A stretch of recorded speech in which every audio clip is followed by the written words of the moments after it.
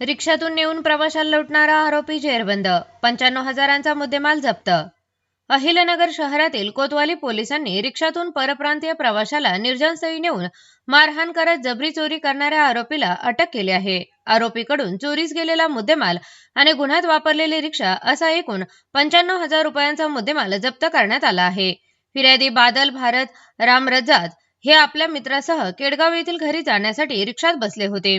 यावेळी रिक्षा चालकाने त्यांना निर्जनस्थळी नेऊन शिवीगाळ लाथाबुक्क्यांनी मारहाण करत जिवे मारण्याची धमकी दिली. त्यानंतर 2 मोबाईल फोन, चांदीची चेन आणि रोख रक्कम असा 39,000 रुपयांचा ऐवज जबरदस्तीने लुटून आरोपी पसार झाला. या प्रकरणी कोतवाली पोलीस ठाण्यात गुन्हा दाखल करण्यात आला. पोलीस निरीक्षक नितीन देशमुख यांच्या मार्गदर्शनाखाली पोलीस उपनिरीक्षक गणेश देशमुख आणि त्यांच्या पथकाने घटनास्थळावरील सीसीटीव्ही फुटेज, तांत्रिक विश्लेषण आणि गोपनीय माहितीच्या आधारे तपास केला. त्यातून शुभम राजेंद्र खोसे याने हा गुन्हा केल्याचे निष्पन्न झाले. पोलिसांनी आरोपीला ताब्यात घेऊन चौकशी केली असता त्याने गुन्ह्याची कबुली दिली. त्यानंतर त्याच्याकडून चोरीस गेलेले 2 मोबाईल, चांदीची चेन तसेच गुन्ह्यात वापरलेली ऑटो रिक्षा असा एकूण 95,000 रुपयांचा मुद्देमाल जप्त करण्यात आला आहे.